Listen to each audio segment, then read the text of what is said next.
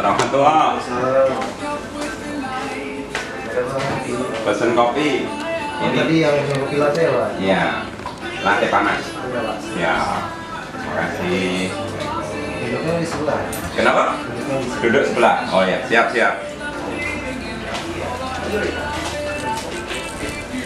Assalamualaikum. Net. Tuh. Oh, yang tadi ya, Pak? Latte. Apa?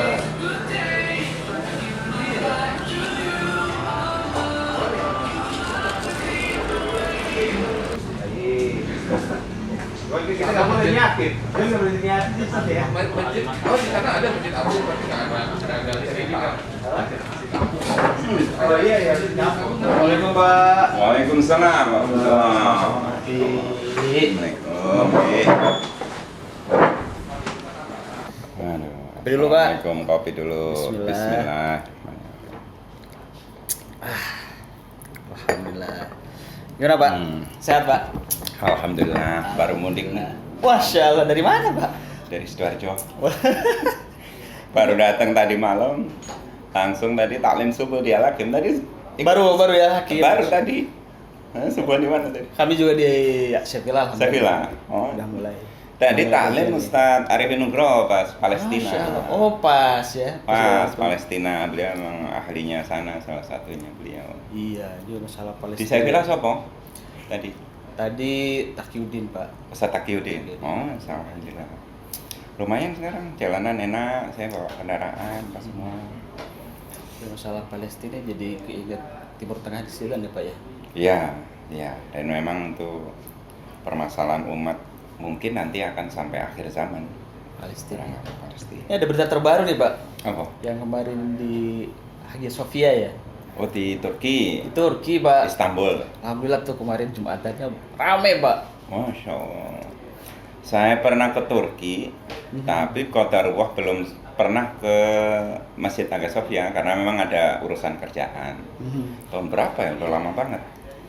Nah itu serunya memang kalau di Istanbul kan kita nyebrang di jembatan itu Iya. dari Eropa ke Asia, Iya. Asia ke Eropa. Jadi kalau orang Istanbul bilang dari mana? Dari Eropa. Satu lagi dari Asia. Tapi menarik juga tuh Masjid Hagia Sophia kalau kita bahas. Karena memang agak simpang siur kan. Ada yang bilang itu gereja, ada yang bilang itu sejarahnya masjid. Jadi ya memang harus kita bahas secara fakta sejarah. Nah, Betulan nih Ustaz Arifin ada di tadi taklim di Al-Hakim. Jangan-jangan beliau belum pulang, masih sekitar sini. Coba kontak Telepon Pak. aja coba. Sekalian juga nih mau ngasihin kaos nih Pak. Oh, Majelis Masya Kopi nih baru nih. Ya wis. Sip. Diangkat nggak? Wah, nyambung tuh. Halo, assalamualaikum. Waalaikumsalam Ustaz. Sehat Ustaz? Sehat, alhamdulillah. Alhamdulillah. Ustaz Arifin, ini Marta. Assalamualaikum warahmatullahi. Marta, apa kabar? Sehat? Iya, belum balik kan? Sehat. Tadi kan habis taklim, belum balik kan? Oh, Ini dipanggil Om Edin nih. masih deketan Al-Hakim nih. Masya Iya Allah. makanya. Nah, kalau belum balik, Siap. Om Edin nih mau ngundang Ustadz ke sini. Ada KitKop, kita kopinya. Wah, oke. Sekalian menyerah ini, Tad. Nggak nolak dah. Ada hadiah kaos Tad. Siap. Saya udah dapat kaos duluan nih, mohon maaf, mohon izin Ustadz. Oke, berarti saya meluncur ke sana nih ya. Boleh Iya, ditunggu. iya. Tahu kan lokasinya Siap, Ustadz? siap. Tahu dong, itu mah nggak usah merem nyampe. Oh siap, ditunggu. Makasih, jazakallahu khair. Ustaz, Assalamualaikum warahmatullahi wabarakatuh. Waalaikumsalam warahmatullahi wabarakatuh.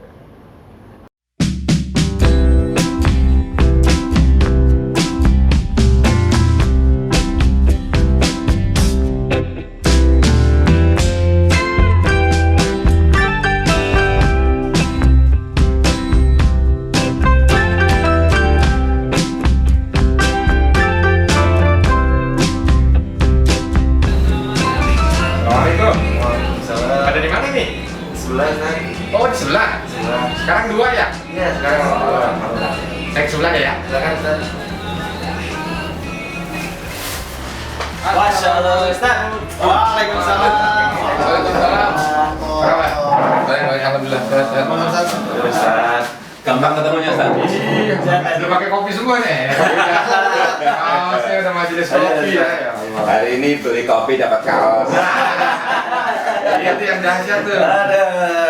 Karena kita majelis kopi, San. Majelis kopi. Kopi belum bayar padahal. Majelis kopi.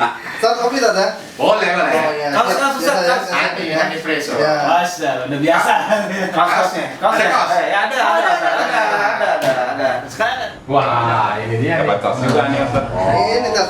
Kaosnya udah kita siapin Tat. Wah, siap. Ya. Wah, ini kopi. Kopi Jadi langsung dipakai kali ini. Langsung. Ukuran pas atau ukuran?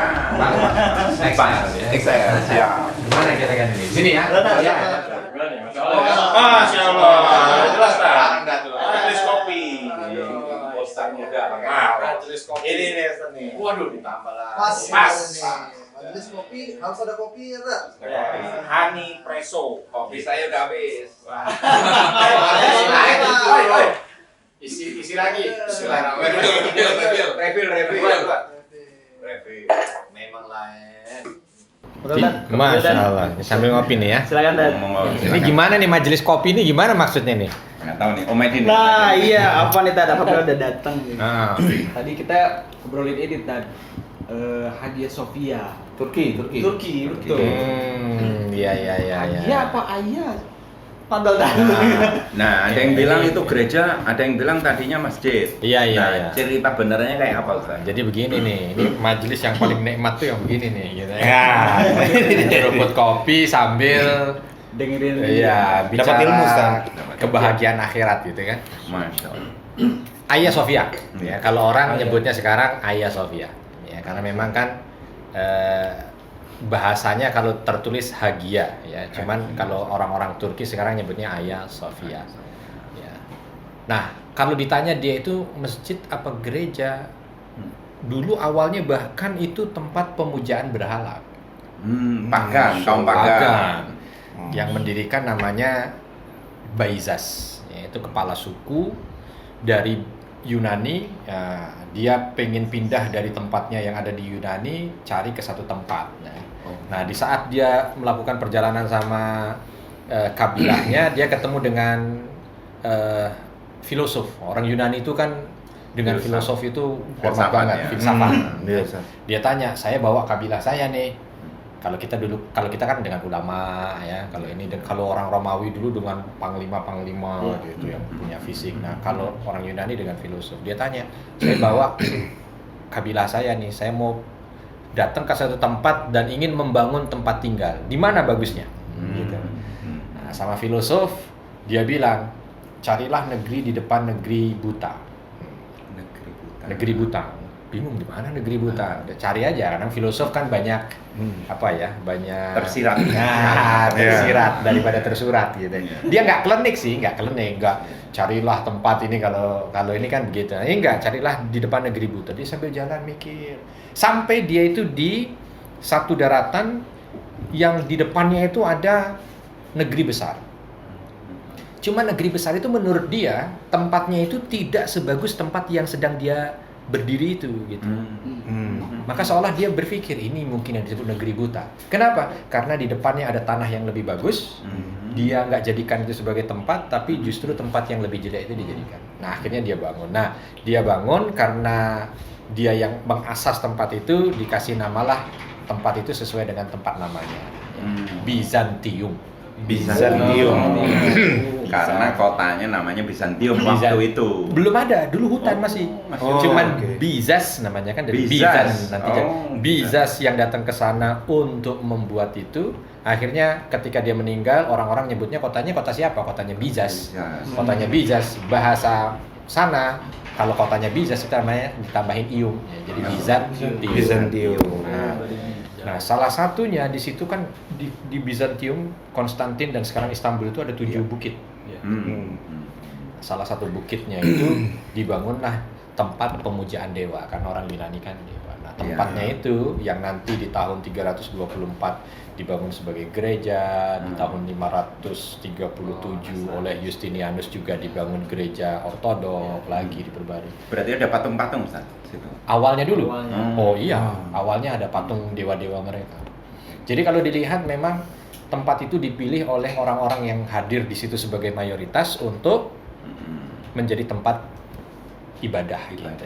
Oh, makanya orang Yunani komplain, termasuk yang komplain berat. Ya, betul. Oh, karena ada Orang sejarah. Yunani dia ada 2 komplainnya. Satu karena memang yang mengasas tempat itu Bisa dikira, walaupun ini tahunnya udah terlalu lama ya, 667 sebelum Masehi.